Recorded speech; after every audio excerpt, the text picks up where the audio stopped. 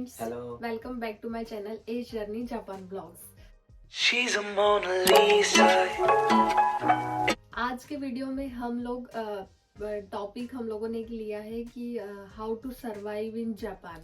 या फिर जापान में इंडियन या फिर फॉरेनर बनकर जब आपको जापानीज इंग्लिश नहीं आती है उस टाइम पर आप कैसे सरवाइव करें. हाँ तो इस बारे में थोड़ा चलो चर्चा करते हैं. हाँ, तो मैंने कुछ पॉइंट्स इसमें नोट करके रखे हैं कि सबसे फर्स्ट तो बात आती है कि लैंग्वेज. आपको कितनी जापानीज यहाँ पे आना चाहिए, या फिर जापानीज नहीं आती है, इंग्लिश आती है स्टार्टिंग में, तो आप कैसे सरवाइव कर सकते हो यहाँ पे. मेरे हिसाब से आपको अगर जापानीज नहीं आती है तो भी आप सरवाइव कर सकते हो. मैंने बहुत सारे मेरे फ्रेंड्स देखे हैं, उनको ठीक से इंग्लिश भी नहीं आती है, जापानीज तो दूर की बात है, बट फिर भी वो बहुत अच्छी कंपनी में जॉब कर रहे हैं, बहुत अच्छे सरवाइव कर रहे हैं, कोई टेंशन नहीं है, यहाँ पे सेटल हो चुके हैं. तो आंसर यही है कि जापानीज आना मैंडेटरी नहीं है, लेकिन अगर आपको जापानीज आती है तो बहुत सारे बेनिफिट्स हैं. यस. सो नेक्स्ट पॉइंट है कि सुपरमार्केट, ग्रोसरी. अब आप जापान आ रहे हो तो ऑब्वियसली बात है कि सबसे पहले सुपरमार्केट ही जाओगे आप, तो वहाँ पे इंग्लिश जापानीज का इतना कोई वो नहीं है यहाँ पे. लेकिन हाँ, अगर आप कुछ शॉपिंग कर रहे हो, ग्रोसरीज खरीद रहे हो, तो यहाँ पे सारी चीजें जरूरी नहीं है कि इंग्लिश में आपको लिखी हुई मिल जाए. यहाँ के जो प्रोडक्ट हैं सारे वो आपको जापानीज में ही लिखे हुए मिलेंगे.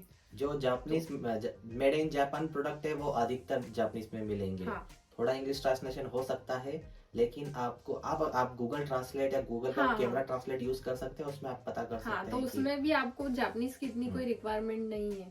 आप कुछ खरीदोगे तो वो ऑटोमेटिकली यहाँ पे पेमेंट के लिए सब मशीनें होती है, तो उसमें हाँ. भी बस अरिगातो गोजाइमास और ये कुछ ऐसे सीख 2-4 जाओ. वर्ड है जो हाँ. वो सीख लो. वो तो आप सीख ही जाओगे यहाँ पे आओगे तो उसके लिए भी जापानीज इतनी रिक्वायर्ड नहीं है.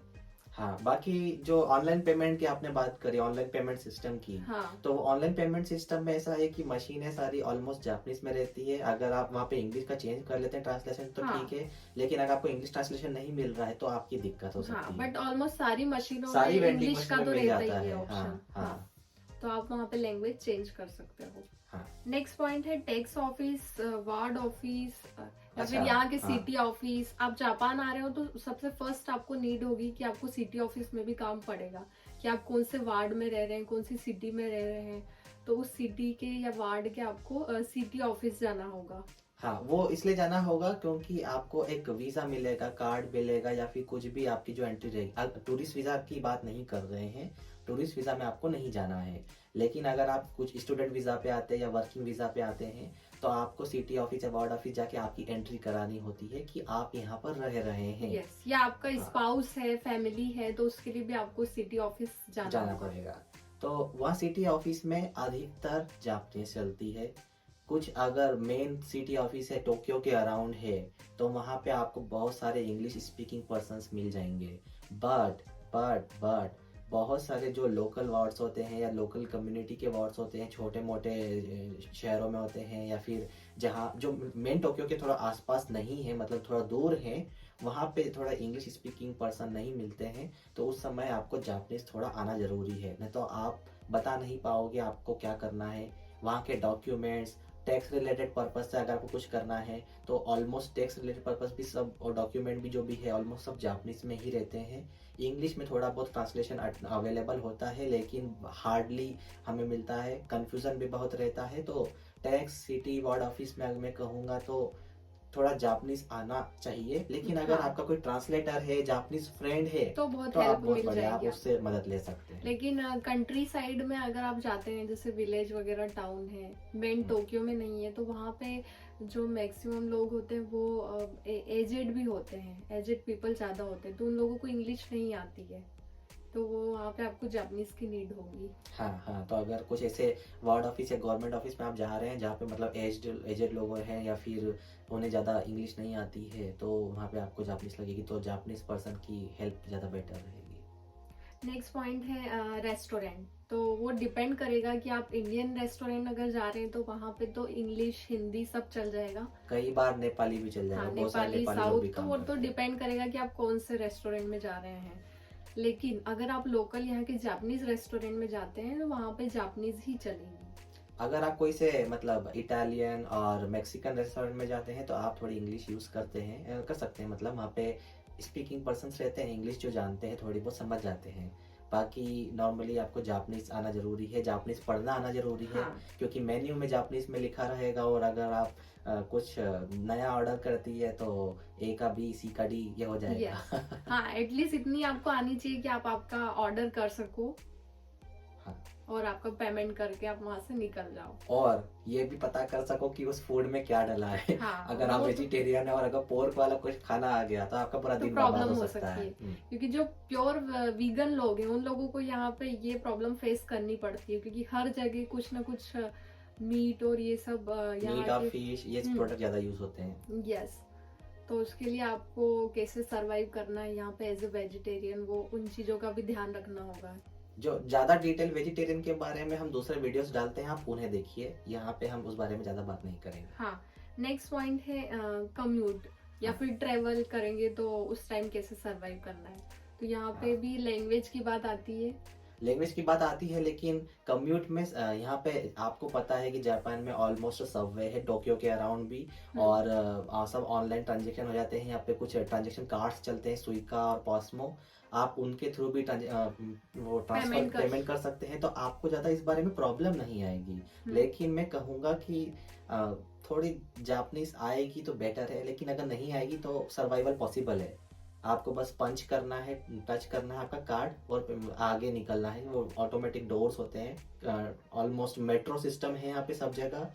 बस में भी, अधिकतर बस में भी सारी वो मशीन लगी रहती है, उसमें आपको बस टच करके पेमेंट करना है। हाँ, और स्टेशन पे तो आपको इंग्लिश में भी कुछ वर्ड्स लिखे हुए मिल जाते हैं जिनसे कि आप सरवाइव कर सकते हो, आपको हाँ। इतनी कोई प्रॉब्लम नहीं आएगी। बाकी फिर अगर आप कंफ्यूज हो तो आप वो ट्रेन मास्टर या फिर स्टेशन मास्टर जो वहाँ पे हेल्प करते हैं, उनसे आप थोड़ी बहुत इंग्लिश में बात कर सकते हो, वो थोड़ी बहुत समझ जाएंगे। हाँ। तो आपकी वो भी मदद कर देंगे। तो नेक्स्ट पॉइंट है लोकल कम्युनिटी या फिर जो हमारे नेबर्स होते हैं, तो वो भी डिपेंड करेगा कि आप कहाँ पे रह रहे हो। इसको दो भागों में बांटते हैं कि एक है लोकल कम्युनिटी, जहाँ आप आसपास आपके इंडियन से, आपकी दूसरे फॉरेनर जो आपकी कंट्री के हैं उनके साथ रहते हो, और एक जो है वो आप पूरे जापानीज या किसी और कम्युनिटी के बीच में रहते हो। तो यहाँ पे है लिटिल इंडिया करके निशिकासाई एरिया है, एदोगावा में है। एदोगावा, वो पूरा एरिया इंडियंस का है। हाँ। तो अगर आप उन इंडियंस के बीच में रह रहे हैं तो आपको ऐसे सरवाइव करने में कोई प्रॉब्लम नहीं आएगी, क्योंकि वहाँ पे आपकी लैंग्वेज वाले इजीली आपको मिल जाएंगे। सिर्फ वो नहीं है, उसके साथ इंडियन ग्रोसरी स्टोर्स बहुत सारी है। हाँ। आपको इंडियन के प्रोडक्ट्स, रेस्टोरेंट्स और कुछ कपड़े की दुकान है, कुछ नई चीजें इंडिया की, वो भी इजीली अवेलेबल हो जाएगी। हाँ, लेकिन आप अगर उस एरिया से हट के और कहीं आपके जॉब लोकेशन पे या फिर आपको जहाँ पे सस्ता पड़ रहा है, आपको थोड़ा एटमॉस्फेयर अच्छा लग रहा है, आप और भी कहीं रह रहे हैं, तो जापानीज पर्सन के बीच में अगर रह रहे हैं तो आप कैसे सरवाइव करेंगे। हाँ, तो उसके लिए आपको पहली बात है कि अगर आपको लोकल कम्युनिटी जापानीज पीपल के साथ रहना है, तो पहली बात तो वो ज़्यादा मतलब फ्रेंडशिप इतना करते नहीं है, थोड़ा मतलब फ्रैंक कम होना पसंद करते हैं, तो उनसे आपको रिलेशन बनाने में थोड़ा टाइम लग सकता है। हो सकता है आपको थोड़ा बहुत नेबर्स को थोड़ा एक दो प्रेजेंट देना पड़े स्टार्टिंग में कि हम यहाँ पे आए हैं। हाँ। उसको जापानीज से बोलते हैं होन्नो किमोची देsu, मतलब मैं यहाँ से फर्स्ट टाइम आया हूँ, हाँ। तो मैं आपसे रिलेशन बढ़ाना चाहता हूँ, या से आपका फ्रेंड बनना चाहता हूँ। ये एक तरीका है। और वो थोड़ा बहुत हो सकता है कि उन्हें इंग्लिश नहीं पता हो, अधिकतर 99% चांसेस उनको जापानीज ही आती, इंग्लिश नहीं आती। यहाँ पे भी थोड़ी सी लैंग्वेज की प्रॉब्लम है कि आपको बेसिक जापानीज तो आना ही चाहिए। हाँ, तो ये थोड़ा सर्वाइवल यहाँ पे थोड़ा डिफिकल्ट है, इम्पॉसिबल नहीं है, लेकिन हाँ, अगर आपको ऐसा कुछ इंटरेस्ट नहीं है उनसे बात करने में, आप आपके कमरे में आराम से आप कर रही है, कोई दिक्कत नहीं है। लेकिन अगर आपको उन लोगों से फ्रेंडशिप करनी है तो कुछ चीजें और मेरे माइंड में आ रही है, जो छोटी छोटी सी चीजें आपको ध्यान रखनी होगी। लाइक जैसे अगर आप व्लॉगिंग करते हैं या फोटोशूट का आपको शौक है, कुछ भी ऐसे इस टाइप से, तो उन लोगों के साथ में आप आपका कैमरा जहाँ तक हो कम ही यूज करें, क्योंकि यहाँ के लोगों को ऐसे कैमरा वगैरह पसंद वो नहीं प्राइवेसी आता है। ज्यादा पसंद करते हैं, प्राइवेसी ज्यादा पसंद उनके करते बच्चों हैं। की फोटो वगैरह नहीं आना चाहिए, ऐसा हाँ। थोड़ा वो तो सभी को ऐसा रहता हाँ। है। ट्रेन में भी ऐसा होता है कि ट्रेन में भी आपको थोड़ा मतलब यहाँ पे कोई ज्यादा बात नहीं करते, चिल्ला चोट नहीं मचाते हैं, आवाज नहीं करते हैं, तो ट्रेन में अधिकतर शांति बनी रहती है। तो अगर सब चुप बैठे हैं, आप आवाज करेंगे तो थोड़ा ऑकवर्ड फील होगा, राइट। तो उस टाइप से भी कभी कभी चुप बैठना पड़ता है। कभी कभी फोन मतलब चुपचाप ना चलाओ, फोन जोर कॉल्स जोर से गाने भी नहीं सुन सकते हैं। इवन फोन कॉल्स भी यहाँ पे जहाँ तक Attend हो नहीं करते अवॉइड हैं। करते हैं, हाँ, अटेंड नहीं हाँ। करते हैं, क्योंकि वो लोग नहीं चाहते कि हमारी वजह से कोई आसपास के लोगों को डिस्टरबेंस हो। हाँ, इस टाइप की थोड़ी फीलिंग यहाँ पे ज्यादा है कि हाँ। किसी और को ट्रबल नहीं करे। एम्बेसी और कंपनी। हाँ, अभी एम्बेसी, आपकी इंडियन एम्बेसी है तो ऑफ कोर्स थोड़े बहुत लोग हिंदी समझ जाएंगे, इंडियन लैंग्वेज समझ जाएंगे, बट मैं आपको सजेस्ट करूंगा कि आप इंग्लिश यूज़ करें, क्योंकि ये थोड़ी वो है, बिजनेस लैंग्वेज है। और हो सकता है कि वो जो इंडियन एम्बेसी में जो काम कर रहा है बंदा या बंदी, वो साउथ पार्ट से या किसी और पार्ट से, कंट्री से आया हो जिसे नहीं आती है हिंदी, या फिर हो सकता है कि कोई जापानीज स्टाफ वहाँ पे काम कर रहा हो जो उसे हिंदी नहीं आती हो लेकिन इंग्लिश आती हो। तो आप बिजनेस लैंग्वेज या इंग्लिश कोई सी यूज़ करें तो उसमें बेटर रहेगा एम्बेसी में।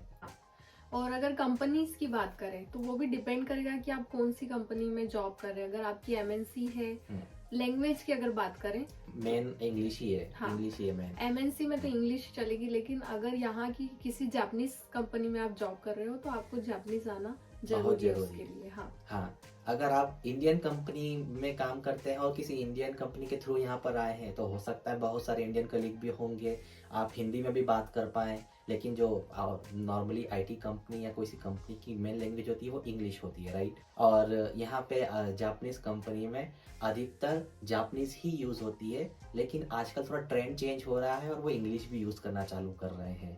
तो इस बात का आप ध्यान रखें कि आप कौन सी कंपनी में काम कर रहे हैं, उसके हिसाब से आप यहाँ पे इजीली सर्वाइव कर सकते हैं। हाँ, लेकिन उसमें भी अगर कंपनी में आपको जापानीज लोगों के साथ फ्रेंडशिप करनी है, अगर आपके ग्रुप में जापानीज लोग ज्यादा हैं तो वो भी डिपेंड करेगा। अगर यंगर हैं लोग तो उनको हो सकता है इंग्लिश थोड़ी बहुत आएगी, हाँ। लेकिन कुछ एजेड पीपल है, अगर बड़े लोगों के साथ काम कर रहे हो तो हो सकता है उनको इंग्लिश इतनी नहीं आती हो, तो उस टाइम भी आपको जापानीज ही यूज में आएगी। हाँ, वो इसलिए क्योंकि अगर यहाँ पे नोमी का ही बोलते हैं, पार्टी होती है, मतलब पार्टी आफ्टर वर्किंग, और मे बी उसको आप हार्ड वर्किंग पार्टी, उसको उसका सामाका इसको बोलते हैं इंग्लिश में, जापानीज में। तो उस टाइप की पार्टीज होती है और नॉर्मली अधिकतर रेस्टोरेंट्स जापानीज चूज किए जाते हैं सबके द्वारा, ठीक है। अभी जापानीज रेस्टोरेंट हुआ तो वहाँ पे जापानीज रेसिपी मिलेगी, तो वापस आपका वो लैंग्वेज बैरियर आएगा। अगर आपका कोई फ्रेंड है जिसे जापानीज आती है और आपको आपकी लैंग्वेज में समझा सके तो बहुत बढ़िया है, लेकिन इस टाइप की प्रॉब्लम्स आती है तो थोड़ा सर्वाइवल डिफिकल्ट हो जाता है, या फिर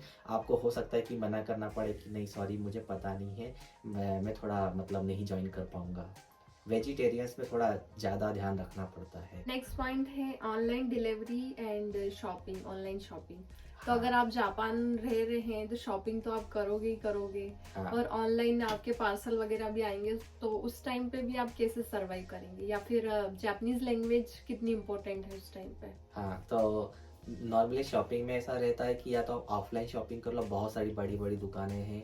अगर आपको ऑनलाइन शॉपिंग करना है तो अमेजोन, राकटेन, ये बहुत दो बिगेस्ट है ऑनलाइन के लिए। ई कॉमर्स है। हाँ, ऑनलाइन की वेबसाइट से बहुत इजीली आप वहाँ से शॉपिंग कर सकते हैं। हाँ, और वो इंग्लिश में भी आपको मिल जाएगी। थोड़ा ट्रिक है। अमेजोन में आपको इंग्लिश में ट्रांसलेशन मिल जाएगा, और राकुतेन में थोड़ा डिफिकल्ट है क्योंकि राकुतेन की वेबसाइट जो जापानीज में है, और राकुतेन की ई कॉमर्स अगर आपको शॉपिंग करना है तो थोड़ा जापानीज आपके लिए बेटर है। ऐसा नहीं कि आप इंग्लिश से नहीं कर सकते हैं, लेकिन जो प्रोडक्ट आपको जानकारी चाहिए रहेगी वो थोड़ा ढूंढने में दिक्कत आ सकती है।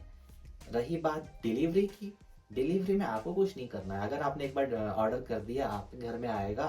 अभी अमेजोन ने ऐसा है कि डोर स्टेप डिलीवरी चालू कर दी है, तो वो आपके डोर के पास या फिर आपके पोस्ट बॉक्स में सामान डाल के चले जाएंगे और आप उसको बाद में ले सकते हैं। और आज का टॉपिक यही था कि जापान में कैसे, जापान आप आ तो गए लेकिन यहाँ पे सरवाइव कैसे करोगे। हाँ, तो बस आज का वीडियो इतना ही था, बाकी नेक्स्ट वीडियो में मिलते हैं। आई होप आप लोगों को वीडियो पसंद आया होगा, और पसंद आया तो प्लीज वीडियो को लाइक करना, ज्यादा से ज्यादा शेयर करना और चैनल को सब्सक्राइब करना, और कमेंट भी जरूर करना कि आपको किस टॉपिक पे हाँ। ज्यादा जानना है या बात करनी है, तो हम उस टॉपिक पे अगले वीकेंड हमारा जो पार्ट बनेगा, हाँ। नेक्स्ट पार्ट, उस पे बात करेंगे। नेक्स्ट व्लॉग में मिलते हैं। Till then bye bye. Bye.